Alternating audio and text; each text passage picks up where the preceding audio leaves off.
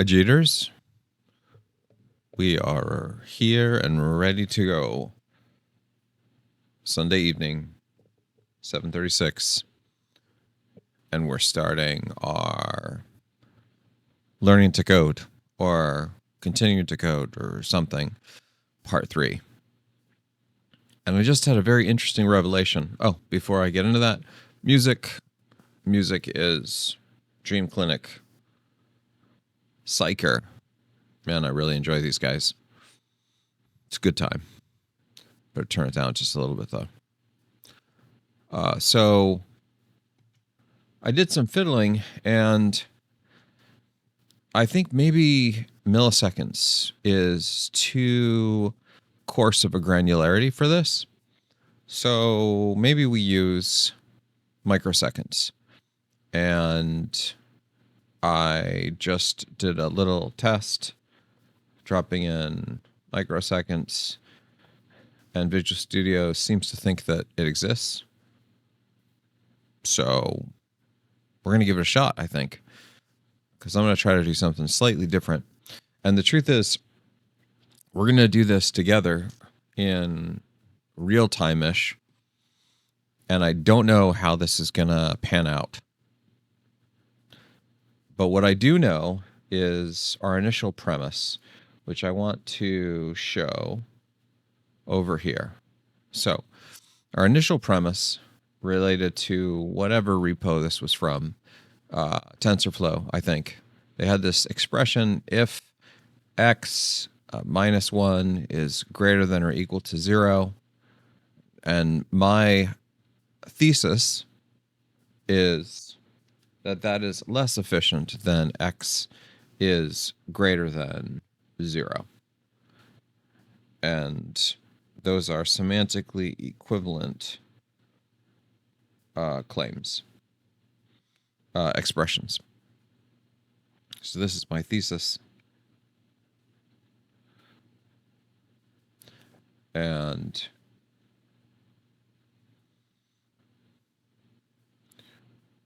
we are making the argument that these two things are essentially the same. Okay, now we were running into some strangeness trying to get this to actually have the second if clause be more efficient than the first one. And before I go off changing everything to microseconds, let's just revert this back. And I'm going to continue to try to talk through my thinking just so everyone knows sort of what I'm processing and what's concerning me. And a lot of this is to talk about this additional piece I added, which is to reason about things that are not present and understanding how those things can influence various results. For example, when you see ints, and keep in mind your mileage may vary based on different programming language and environments that you're in, but oftentimes what is not said can be as important as what is said. For example, I can see that this int here is a signed int. And so what I mean by that is, what is really being expressed here is this. It's a signed int. And on top of that, this is probably 32 bits. Maybe 64, but I think it's probably 32. That's also kind of invisible. And the reason why this can be very important is as we're running into these sort of strange performance behaviors where we can't necessarily get the expression that we have a strong conviction is more efficient than the more complex expression, it could very well be that there are things that are not present that are causing this to have problems. And we need to be able to reason about those things to help inform different decisions that we're going to make, especially when we're basing our thesis off of something that's like highly logical. Like we have, for example, this very clear intuition that of these two sub-expressions, this one should clearly be more efficient because, one, it doesn't perform this subtraction operation, and two, greater than or equal to is a superset in terms of computation as a just greater than operation. And the way to look at that is you can think of if x is greater than or equal to some y, what that really translates to is if x is greater than y or x is equal to y. Right? That's basically, let me see if I can make this bigger. Yeah, it's basically, these are equivalent claims. If x is greater than or equal to y is equivalent semantically to if x is greater than y or x is equal to y. So along those same lines, our first expression of this translates to this.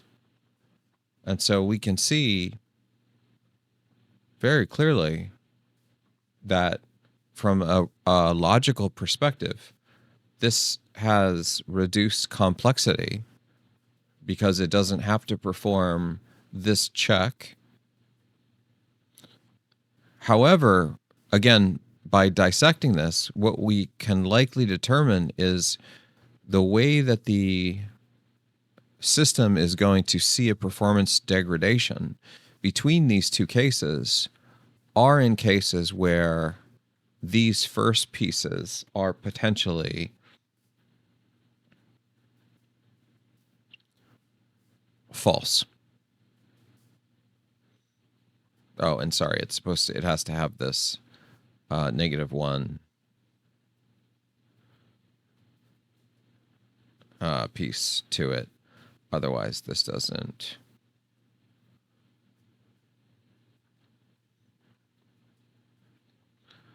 There we go.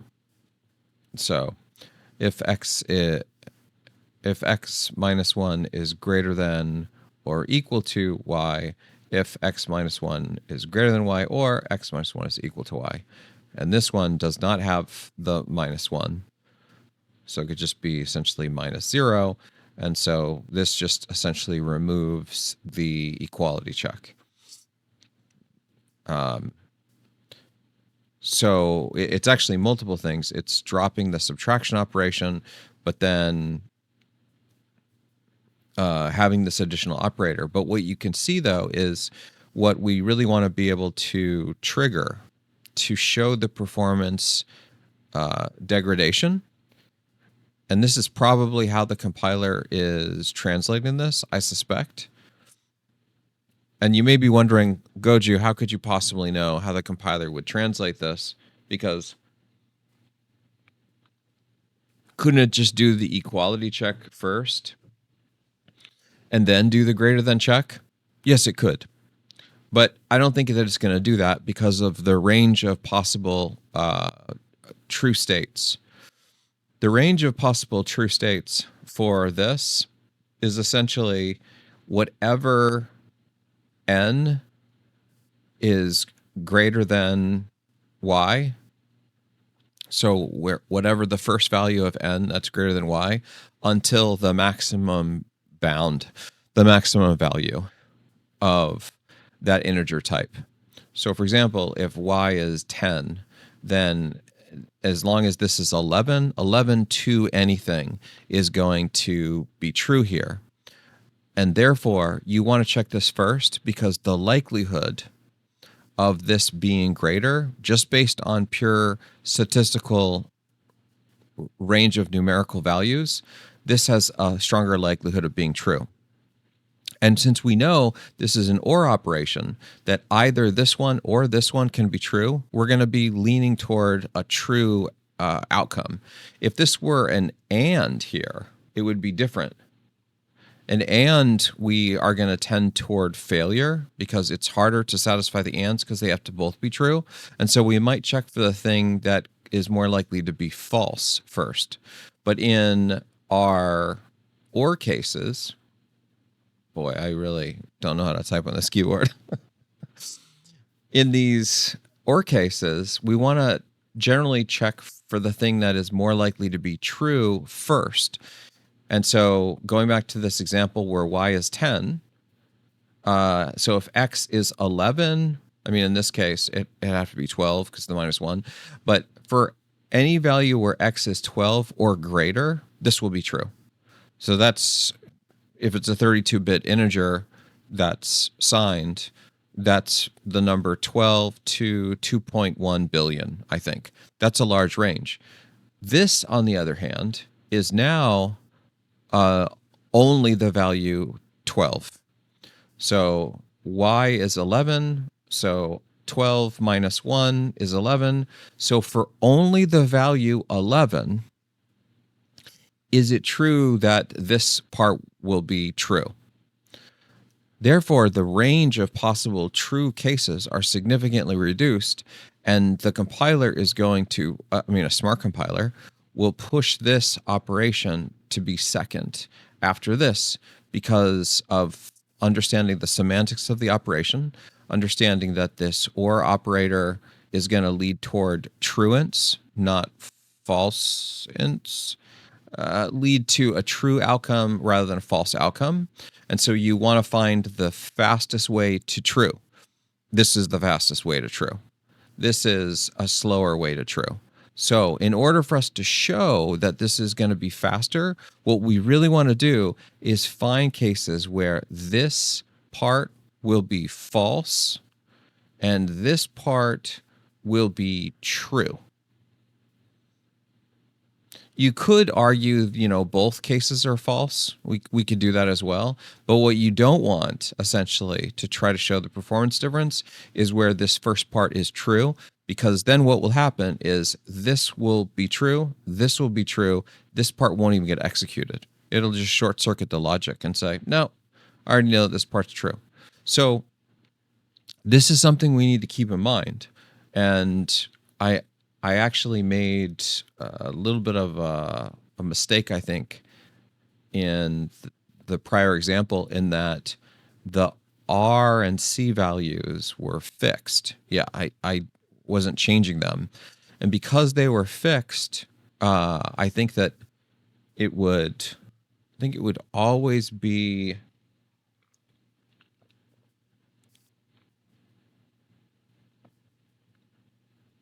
I think it would always be false. Yeah, and so now I think it will be false and true.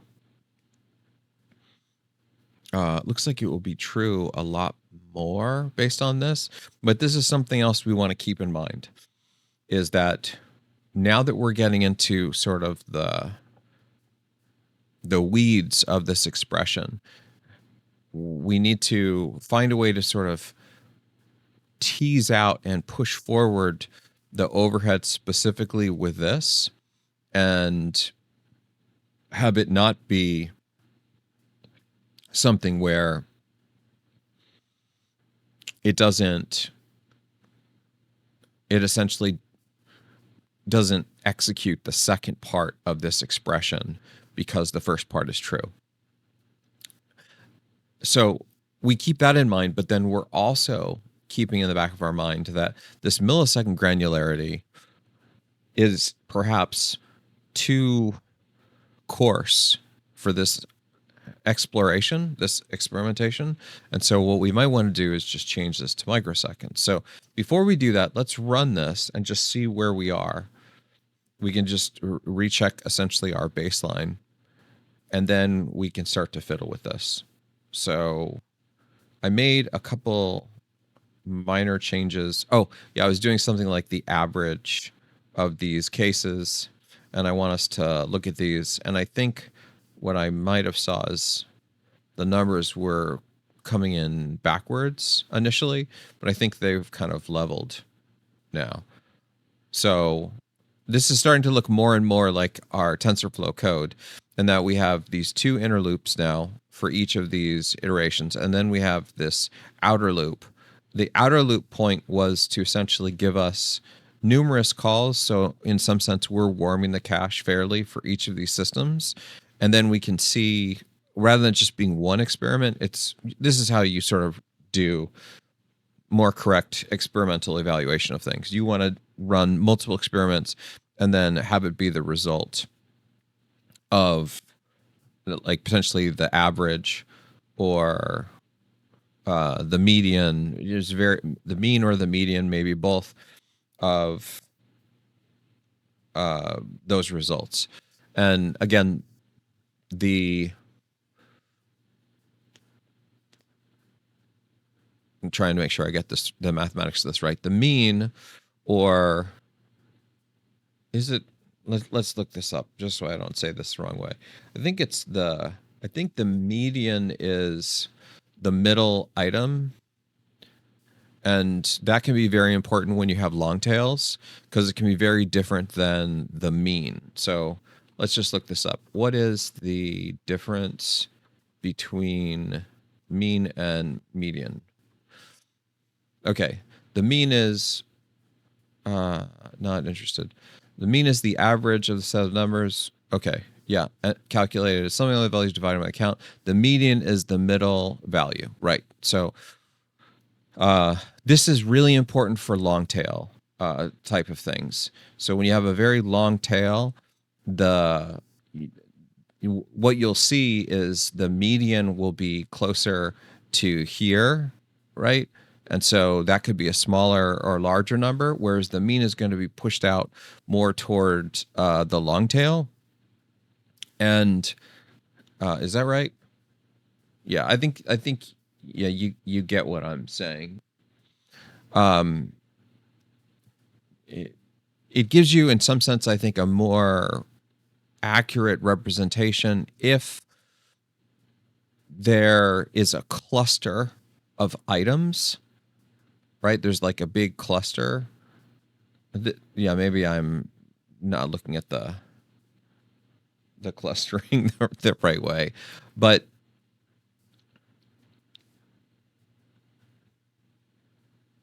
yeah, I think I'm getting that wrong.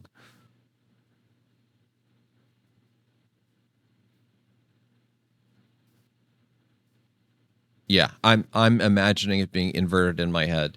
So in this case, when you have this full length, if each one of these was a dot, what you'd actually see is the median.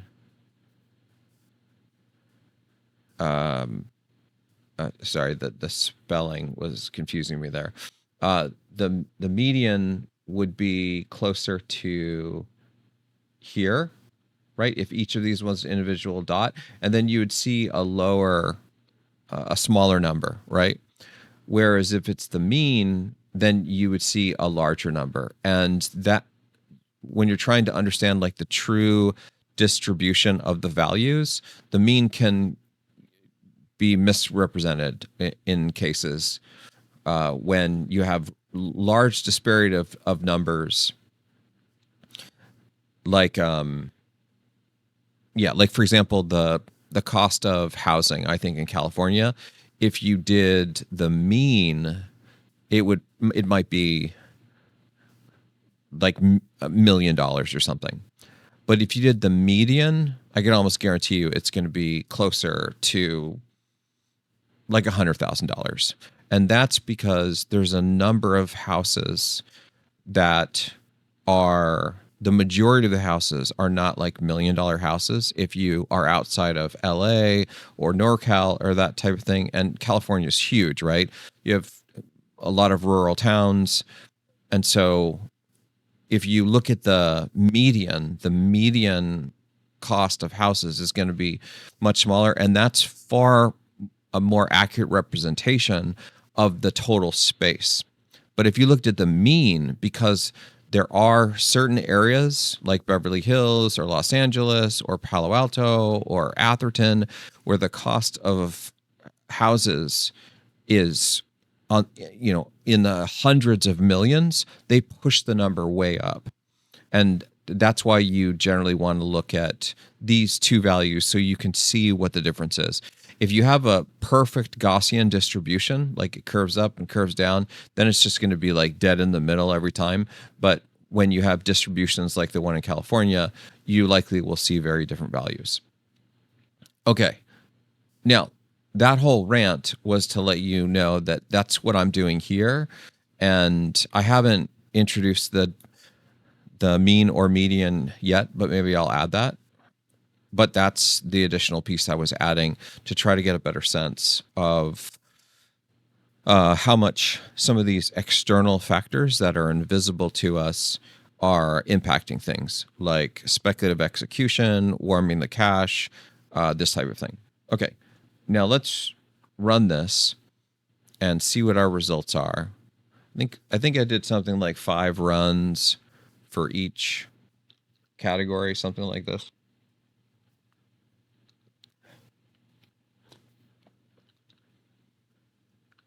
Oh, and I also did this output for the counter to make sure that they are semantically equivalent. So the counter is essentially this value that's telling you the number of times that it's entering inside of the true expression right here. And what was really interesting is when I first started doing this, the numbers were not identical. That was for a second I thought, oh, are these not semantically equivalent? Did I get this wrong? It turns out, no, they are semantically equivalent, but I was not initializing some value. There was something that I was having be like slightly random. No, yeah, I know what it was. I was not. I was allowing, I think, things to roll. Yeah, I think it was in the space where each one of these, this was going to be true every time. And because it was true every time, the counter itself would roll. This is actually really interesting, this stochasticity that I was saying. I wonder, I'm tempted to put it back in just so you guys can see it. But let's hold that thought for a moment and let's take a look at these and we'll circle back. Okay, so this is the non-optimized version, right? And then these are the counters for the number of times it went into the if expression and found that it was correct or true. And so we can see these numbers are the same. That's good. That tells us we've got semantic equivalence, or at least it appears to based on our tests. And then this is the, non-optimized, and we see 10.8 seconds all the way down to 9.7 seconds. This is the optimized version. This optimized version, we see anywhere from 10.5 seconds down to 10.1 seconds. So we do see a slightly smaller upper bound. This is 300 milliseconds or so slower than this one is. But we also see that this has a higher lower bound, that this is the smallest value, 9.7 seconds, and the smallest for the unoptimized way. And the optimized way, it's 10.2 seconds. So that's essentially half a second faster. which again goes against our intuition of what we should be expecting. Let's see if I can get that random thing back, just so you guys can see this. And what we're gonna do is also lean into how I was saying, when you use literals, the constant out literals rather than literals embedded in the code, you can change things very quickly. Like changing these guys, now they both will only be called once, and I don't change the code.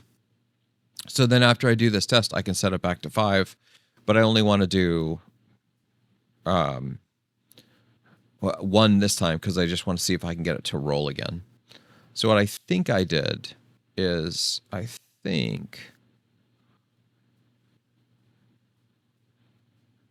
what did I do? I think it did something like, let's just set these to 100. I realize I'm breaking my rule a little bit with these embedded literals, but these are just temporary. These aren't supposed to be part of like, this is me just fiddling around. Okay, I think maybe this will do it, because this should trigger the counter every time, and I think it would exceed the number of possible values. And because of that, I think that it may do some very strange kind of rolling, and maybe we'll get a different value.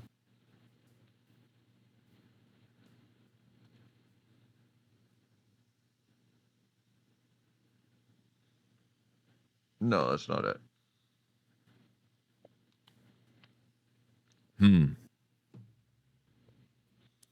How did I do it?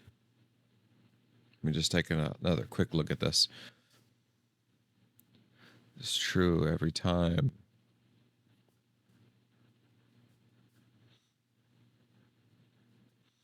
I get the feeling that maybe what I did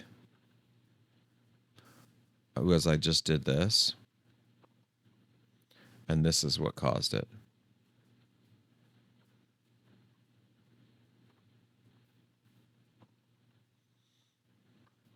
Okay, let's give this a shot.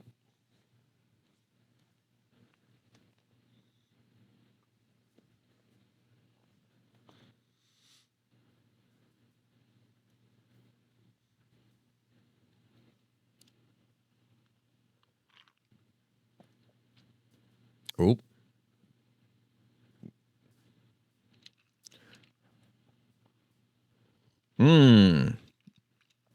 We got it. Okay. Now this is quite curious.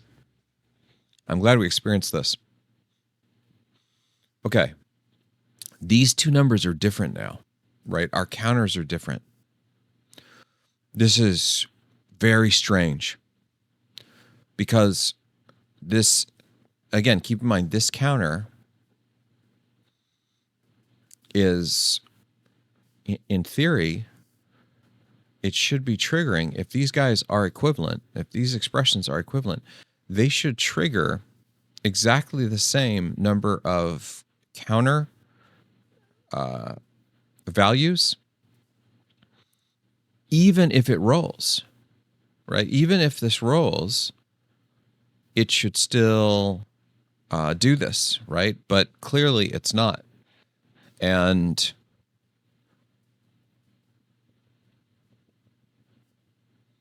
now that I think about it, I think I know why it's doing this. I'm not. So again, this is us thinking about the things that are invisible. I have to think about this a little bit more, but what?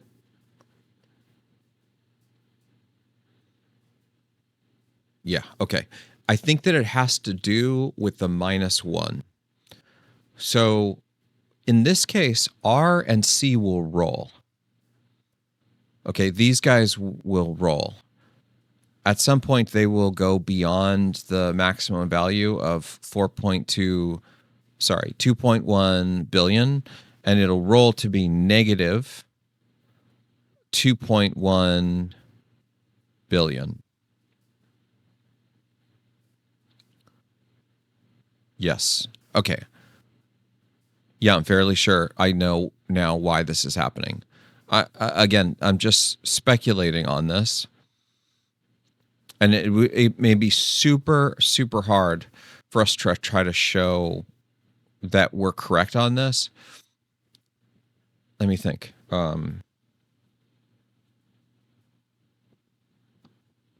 This is actually really cool. This is like a very cool off-topic kind of meandering thing that we've run into.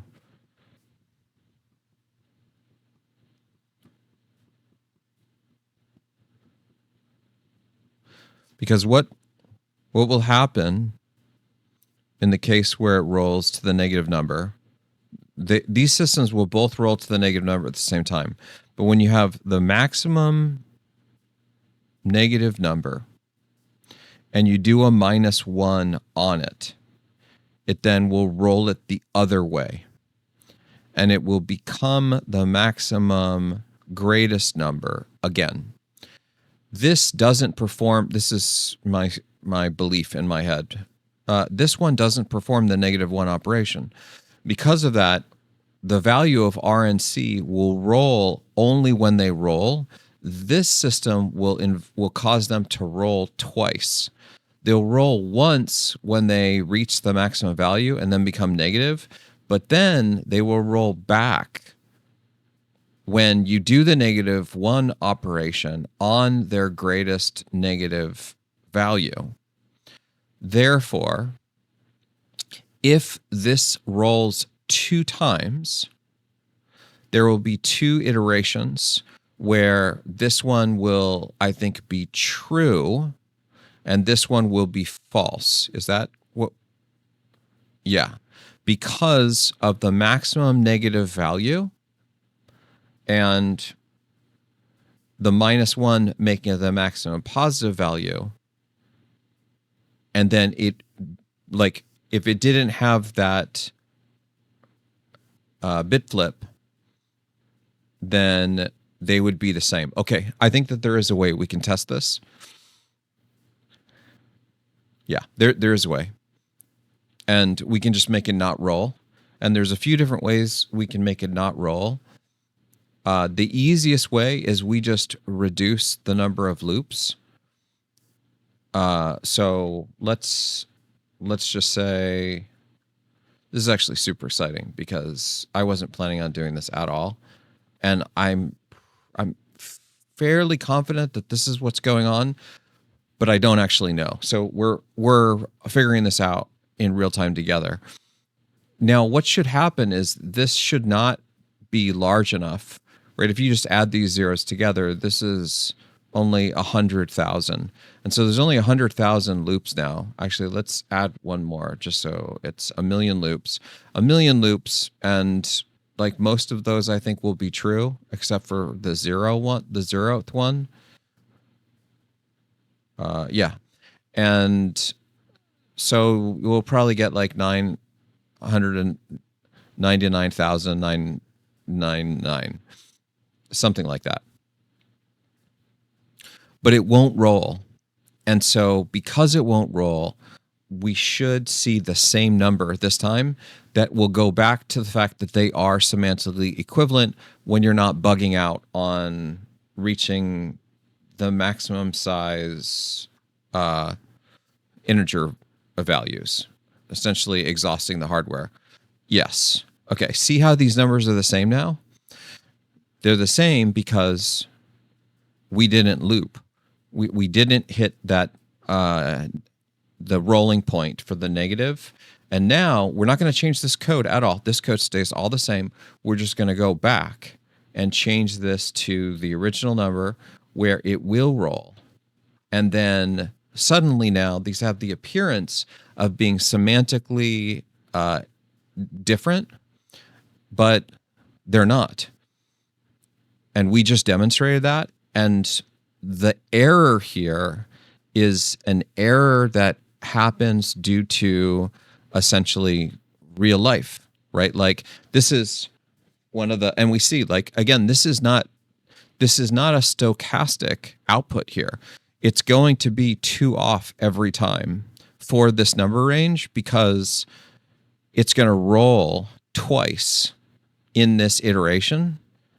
And then only on that individual rolling point will it have 1 extra degree of incorrectness, where it's true 1 additional time. Now, reason why I'm really leaning into this is, imagine you don't deeply understand how the basics work, that integers have upper and lower bound values in real hardware. This is not pure mathematics. In pure mathematics, like, you don't think about things like, what's the numerical limit of this integer? It's like, there is no numerical limit of the integer. But in applied mathematics or computer science, there are. And so we have to keep this in mind.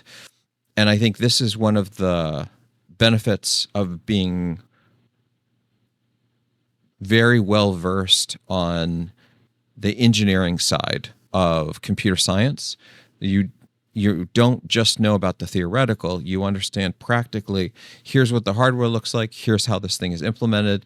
And so when you get this strangeness, you don't start going in and questioning, like, is 1 + 1 2, and all the whole, the world, the sky's falling and the world's falling apart. Instead, I mean, sure, you might be wrong, and it's entirely possible that I'm wrong, that these are semantically equivalent, but I don't think so. I mean, we've seen many cases, and we've also basically demonstrated to ourselves when this doesn't roll that they are semantically equivalent.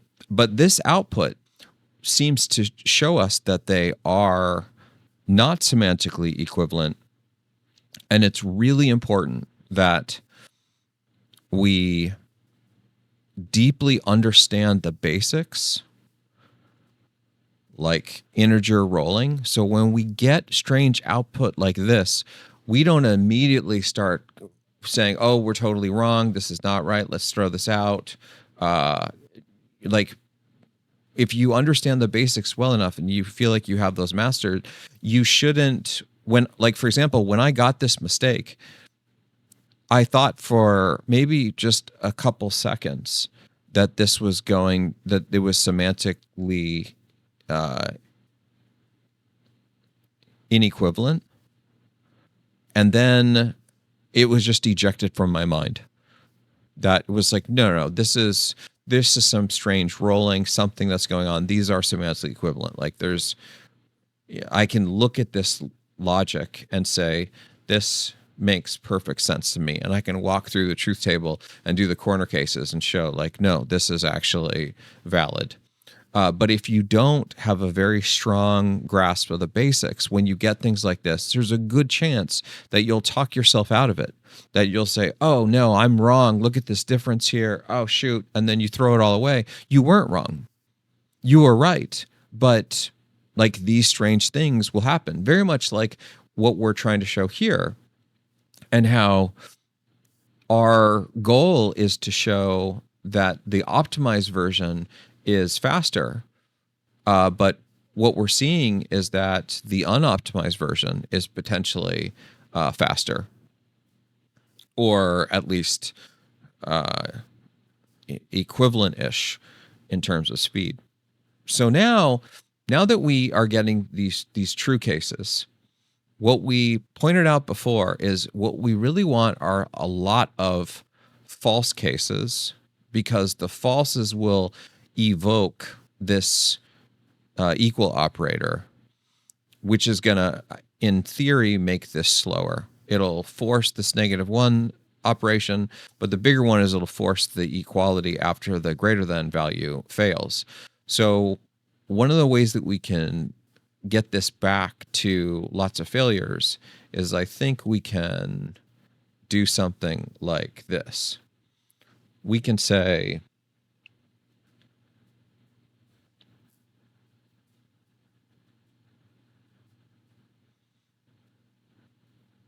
what I'm trying to do in my head right now is trying to figure out how we can force the machine to not try to Oh, that'll work. Yeah. And what I want to do is I want it to fail for each of the implementations the same number of time, but I also want to make it so the compiler can't optimize some of these operations away.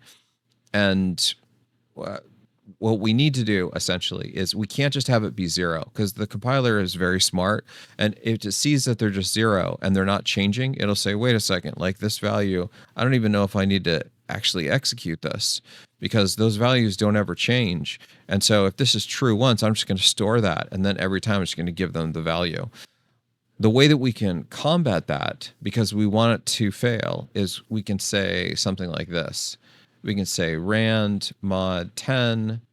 So this is going to give us essentially a value of 0 to 9. And then we're going to do something wacky. We're just going to make that negative. And then that is going to guarantee, essentially, we're going to do this for this as well. This is going to essentially guarantee that these are going to fail serially, because this negative number -1 is not going to be greater than 0, and it'll have to do, I think, both the checks. Yeah, I hope. I'm just trying to think if it can do some.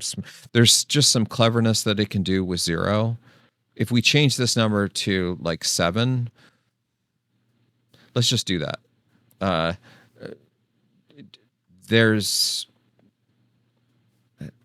embedded hardware optimizations that happen around those 3 magic numbers that I shared: -1, 0, and +1. And so just getting us out of that space is likely going to help us get this more exhausted, exercise this space without those optimizations kicking in. Okay, now rand. Oh, that actually built. Okay. I wasn't expecting that, because I didn't think I had the rand library. Okay, now let's run this again. Now I think I wasn't running this many times, so it's possible. Oh, but it's false now a lot. Oh, and the rand function is going to have overhead. So, okay, whatever. Let's just see what we get.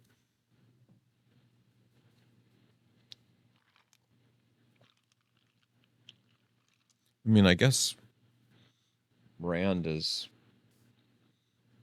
making this significantly slower. Okay, maybe that was... I mean, I kind of need it to be not a fixed sequence of things. Maybe what I could do is I could just buffer like 10, 20. I think the rand call is just annihilating things. Oh, and I didn't do the rands over here. Okay, so look, we're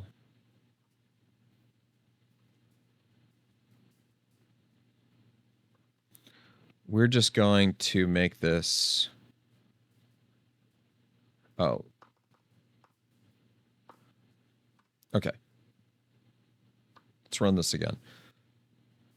Okay, that was super fast. We need more than that.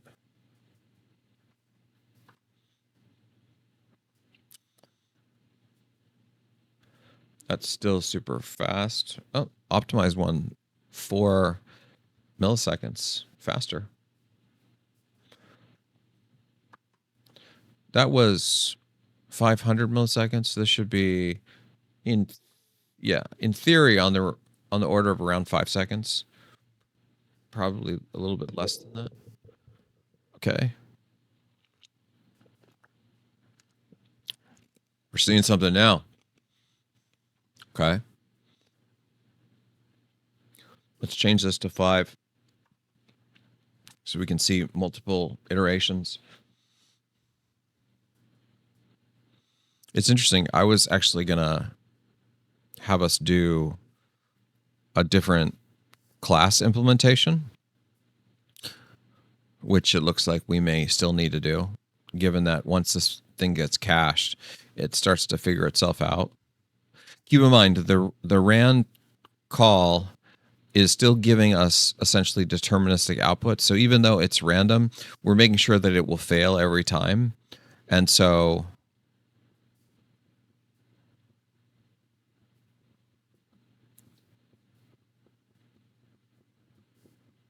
interesting. Okay.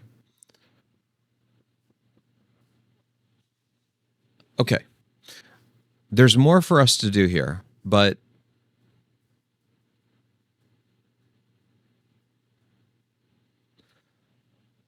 all right. Oh, you guys, just when we thought we were done. Okay, let's just do a couple more things.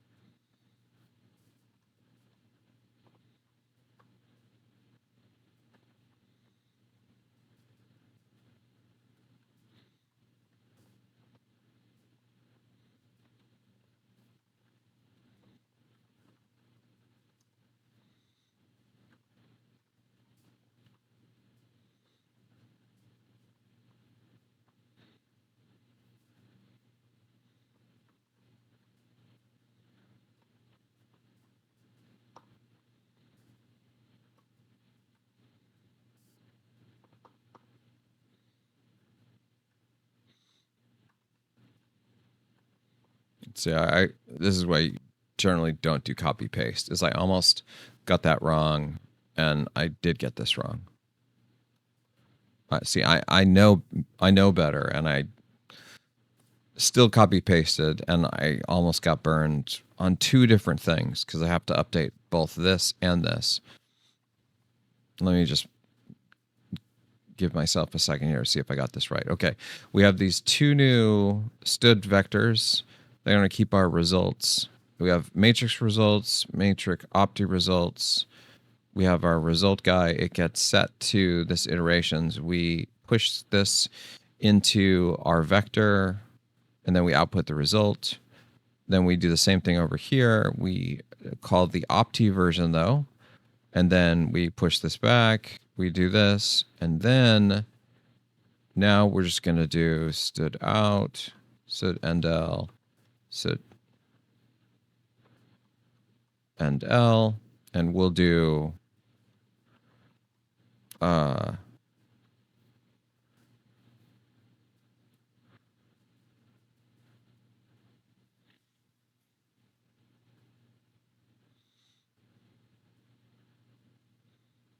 sorry, I'm in my head. I'm trying to figure out how to do both the mean and the median at the same time without too much work. And I figured out how to do the median faster than I figured out how to do the mean. Because the median because we're using these guys, we can do this divided by 2 for the index, and then what do we seal that? Yeah. We gotta. Okay, that's how we get that. This will make sense in a second if it doesn't already. And then the average. I know there's a way to do like the iteration. I'm just trying to figure out if I just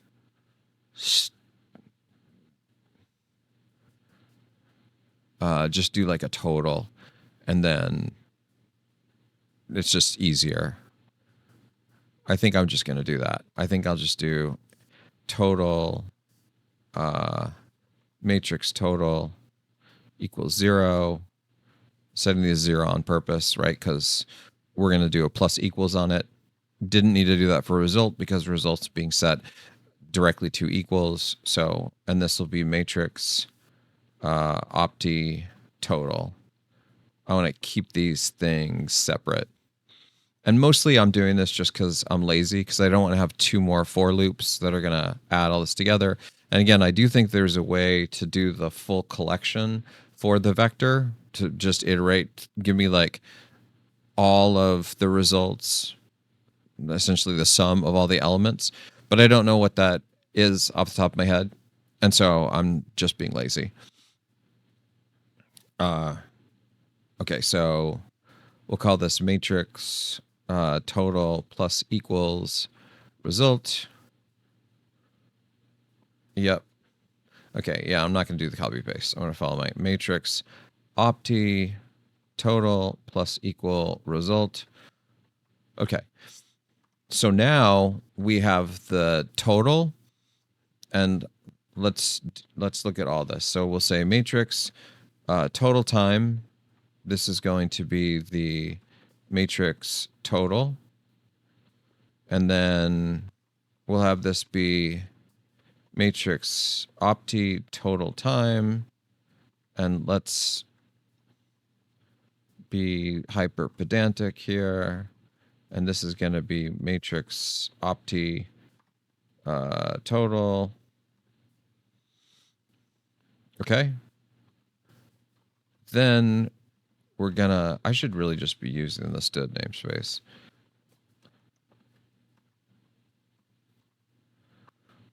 Yeah. Sometimes I just, it's good to type things out, I think, but then at some point you're just being slow. Yeah. Okay. Don't know what that did.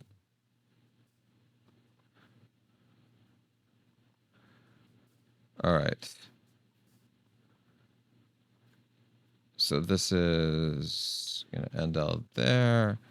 I want another. I actually need them on these things too. Okay, so this will give us our total time. And yes, I am going to copy paste here. This is going to give us the mean time. And that's just total divided by k max matrix calls. Right? Everybody sees why that's that, I suspect. All right. Meantime, and then the median time. I'm not going to get this right because I can't remember what the seal call is. But it's going to be matrix. Oh, shoot. Oh, yeah. No, I got this. Wait, will that work? Shh. Oh. Can you do an insert on a vector?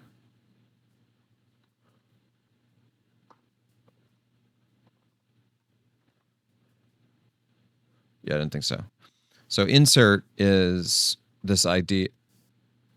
Yeah, I bet you could, but I want it to become sorted is what I'm getting at. And so I can change these now to std sets.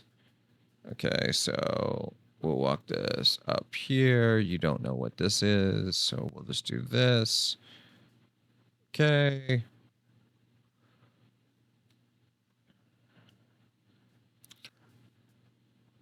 Now, yeah, you don't want this. You do want this, which is great. I can do this. Now it's going to guarantee that these are sorted.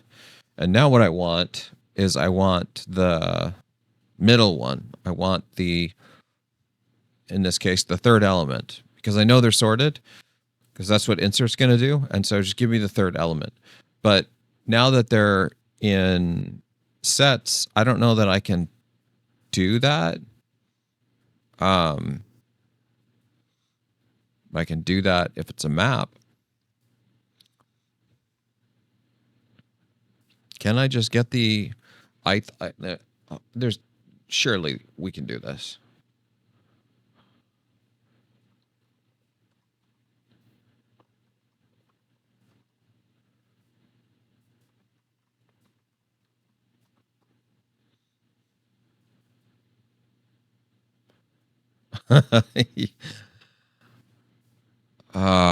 C++. Come on, guys.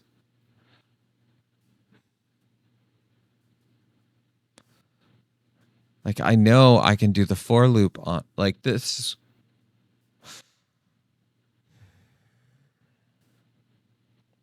Okay. Don't judge. Don't judge. C++ is a great language. I just, like, I've discussed this with some of the standards committee folks, and I've explained as a practitioner, right? Like, hey, I get it. The argument that I heard on this is if you're using an array access for a set, you don't know what you're doing. You're not using it correctly. It's sort ordered. So if I do things like I want the median, I know that it's the ith location divided by 2 for the total size. And so, no, guys, it could be. And also, if I want the min and the max, first, last, right? It's the same thing. So it doesn't actually mean that you're an idiot if you want to do something that, like, is, yeah. So, sorry, I'm just playing back some of these discussions in my head. And I just remember...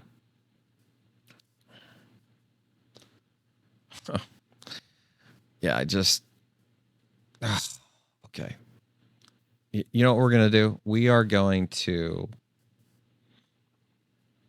like, I can implement this. I just don't want to, because I'm annoyed that I have to walk this thing.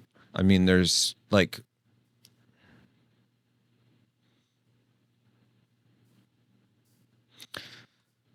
okay.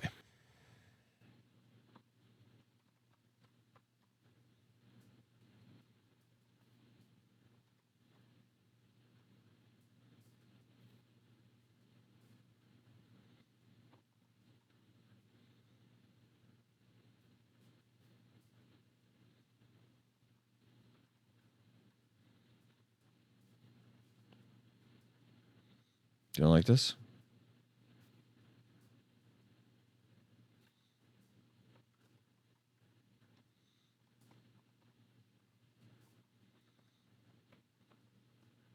Like that, though, don't you?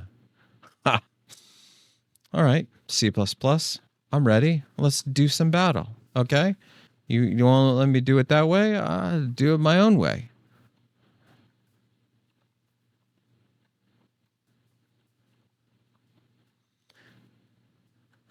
And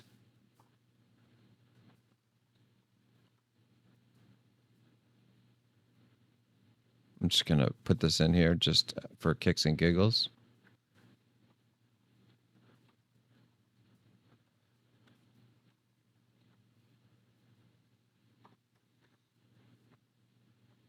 And, oh, this is OptiVec. Okay, so for all the... why is that not turning blue? Why is this not blue?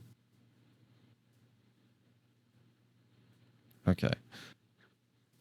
Anyway, for all the people that don't think that we know what we're doing when we're trying to have a direct access into a set because we're using it for sort ordered cardinality of that set container, theoretical mathematicians.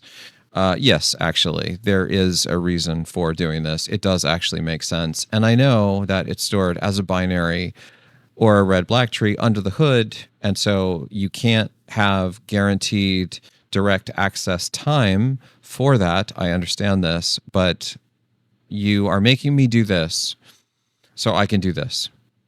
And that is, I don't know, guys. I disagree. But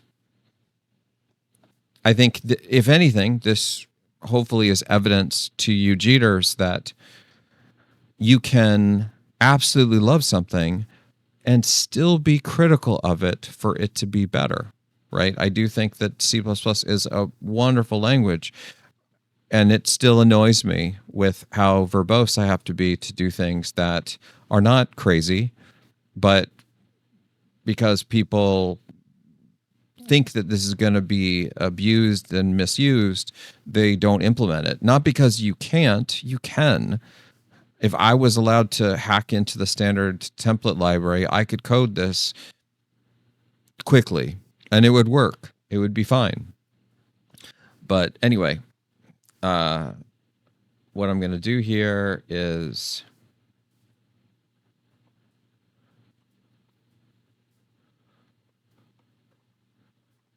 more hacking because I'm just, I really should be doing the seal.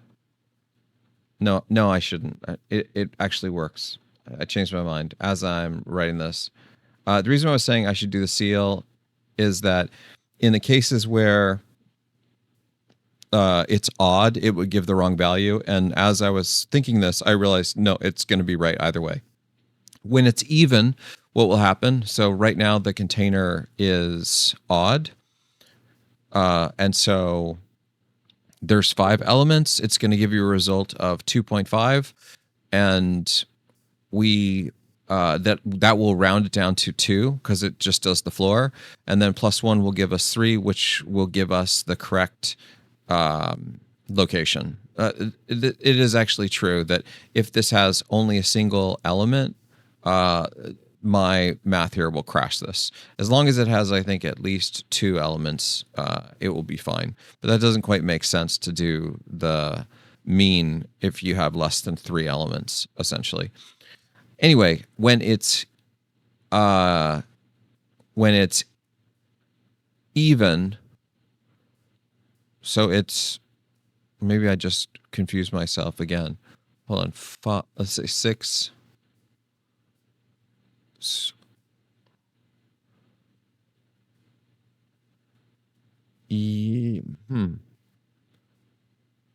Yeah. What is the median when it's even?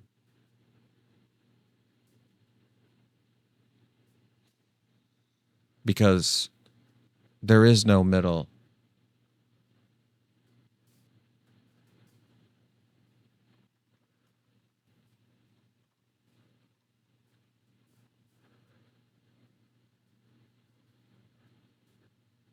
Okay, that makes sense. Yeah, it's basically the average of the 2 numbers that. Okay, cool. So look, we're not going to do that just because I'm lazy. We're just going to run this and then see what this gives us. Okay, what was this here? Max iterations result. Oh, right, because this is a 64-bit thing, right? So this is, yeah, okay. I think we're good though because it's not going to exceed anything. Yeah, we'll just ignore those errors or warnings. Okay, cool. So we know what this is going to do. It's basically going to do the 5 runs again. But now, in addition to those 5 runs, it's going to accumulate all of the data and then print out the mean and the median of the systems after it runs all the experiments. And that will tell us in more of a scientific way where we really are in terms of our performance, rather than it being just like us scanning the numbers. Okay, so what we see is the matrix total time, 19 seconds. This is 18 seconds. Matrix mean time is 3.8 seconds. The matrix opti mean time is, oh, yeah, this is mean. This should be median. My copy paste error. Here's what we're gonna do. We're gonna leave that up. I hope this will work. This is the median, right?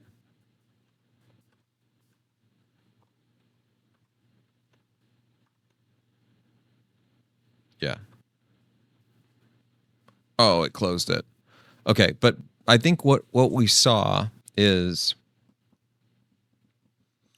I think what we saw is the optimized version was faster for the total time. It was faster for the mean time, and it was approximately the same for the median time. And now we're going to get a second run to see if that stands the test of time. And then after we do this, we're going to do one more change. We're going to run. Okay, cool. So this time, our optimized version is only 70 milliseconds faster. So it was like a full second last time. And it's only 15 or so, 14 milliseconds faster for the mean, and it's slower for the median. Let's go ahead and run this one more time. Trying to think if we reduce the number of iterations, we probably can. And the thing is that we're measuring all of this. Like what we really want to measure is just this operation. And we can change our system so it does this, but maybe that's what we do for part 4. Like maybe this is sufficient for this run, but let me try to just remove 1 0 here and see. This is probably still going to keep things like iteratively in the same space. I mean, here, I guess maybe it's a little bit more apparent that the optimized version is faster. And I'm trying to think why that is. Why is this? It's because there's so much overhead with all the iterations. I don't know. I have to think about this a little bit more. So on this first run of a much smaller space, we see, I like, what I like about this is that this first one's not super slow like it was before. I didn't like that because that felt like it was not warming the cache. And now this makes it feel like it's much more warmed cache. That this isn't 20% slower than all these other runs. So I like that a lot. In this case, we can see that our optimized solution is, let's say, 20% faster total time, about 20% faster for the mean time, and about 20% faster for the median time. And by the way I'm just ballparking the 20% is I'm looking at these numbers and I'm trying to figure out if you're like 10% of this, I just drop one number. So I say, okay, 10% of this 418 is like 40. And then I see that the difference between these numbers is like, let's say around 80. And so I'm just, again, ballparking it. And so then I'm like, oh yeah, approximately it's 20% performance difference. Just so you know how I'm doing the math. And I did the same thing over here is I'm like looking at this and saying that, oh, this is 2,000. So 10% of that is 200. Double that, it's 400. I'm seeing about a 400 number difference. So it's like 20%. Just so you understand how I'm just quickly ballparking the math. Now, that's only one run. I'd like to run this one more time, at least. You know what we could do? Let's do this. Let's do one. Okay, so now we've done 2 runs. This is 350. So this is not 40, not 20% before. It's a little bit less this time. This is, it's a little bit more than 10%, let's say 15. And then this is closer to like 10%. But we're still seeing that it's faster. But let's try one change here. Let's try making this 11. 13. I have 13 of these max calls because they're pretty fast now. And I want to see what happens. Oh, look at this. This one's starting to like scream here. This feels like this is some embedded optimization. Okay, cool. So we're seeing the Opti is outperforming consistently over the original, which is great. And now let's just, because it's so easy, right? Again, this is the beauty of doing things with these external literals.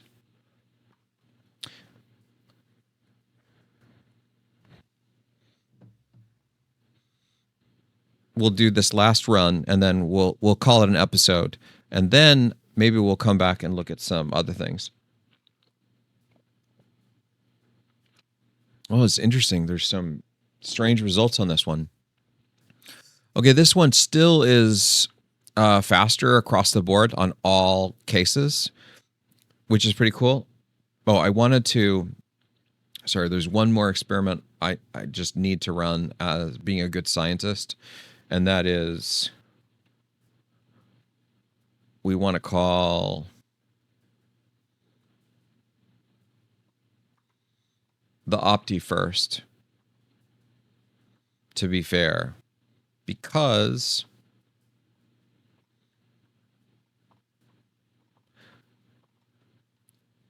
one could argue that we are warming the cache on the non-optimized version, and then the benefits of a warmed cache only kick in for the Opti version. And so we should try to be as fair as we can scientifically to see if that is actually the case. Then we invert it and we see what results we get. And it does look like initially there were some early numbers that were slower for the Opti. We'll run this once, see what it is. We'll run it one more time. Okay, no, Opti's still coming out faster. Oh, sorry, no, yeah, Opti's coming out slower on all of these. All of them? Yeah. So this is potentially a warming the cache thing. I don't actually think that that's what it is, but let's run it one more time. And we're going to actually, yeah, let's let this run. And we're going to do like a quick pause and come right back. Okay, cool. So now we see these results. Let's pause this and we'll discuss this in just a second. Okay, cool. So what we see here in these last two runs is that our Opti version that's now running first is slower universally across all three of these spaces. Now, I will note that it is slower, but it's closer, I think, in the gap compared to when we ran the non-Opti first. However, that's not satisfactory. I think I have an idea on why this is happening, but I don't want to mention it because I'd like all of you Jeters to have a moment to think about this, because I'm going to save how to resolve this, how I think we'll resolve it, which will eliminate the variation that you will be able to call either of these in any order. I'm going to just make this a function, I think, since this is getting, as I think I mentioned, like this is part of the reason why I try to push the complexity into the system side, because the client side will quickly get very like ugly as we start to add more and more code, which is what we're seeing here. So I'm going to do some maybe minor refactoring before our next episode, but for the part 4, I guess this is part 3. For part 4, we're going to figure out what's causing this iterative improvement and eliminate it. And I'm not 100% sure that I'm right, but I think I know what's causing it. And I want to give all of you an opportunity to think about this and come to your own conclusions, and then watch part 4 on what I think is causing the problem, and then if it actually resolves it. So let's maybe leave it at that for now. This is super exciting. I hope we all learned a bunch of interesting things. I think we're getting very close. We still have a lot of noise. Like, again, it would be ideal to measure just this part and just this part. And maybe in part 5 of this series, we'll get into that. Like, we'll actually implement these things as microseconds and then just invoke it before and after. We may still need to increase the complexity of these operations, which means creating our own user-defined type that's a class that has something a little bit more heavy than just simple discrete integers. But I'm not sure.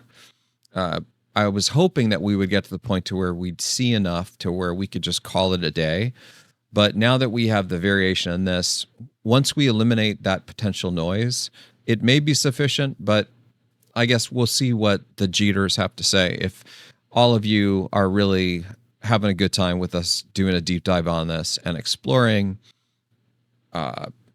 maybe we continue and do the microseconds solution, and we implement a more complex class that will have its own operator overloading, which will do these things. Excellent. Well, thanks everybody. And I love working on code with all of you. Remember that Mentor is free if you're using open source. And we love having open source folks using Mentor, especially on repos that we haven't looked at. And so if you are an open source developer, ping us. We'll give you Mentor for free, so you can use on your open source stuff. And then maybe you can find things in your repos that can be improved, and we can just raise all boats. So with that, until next time.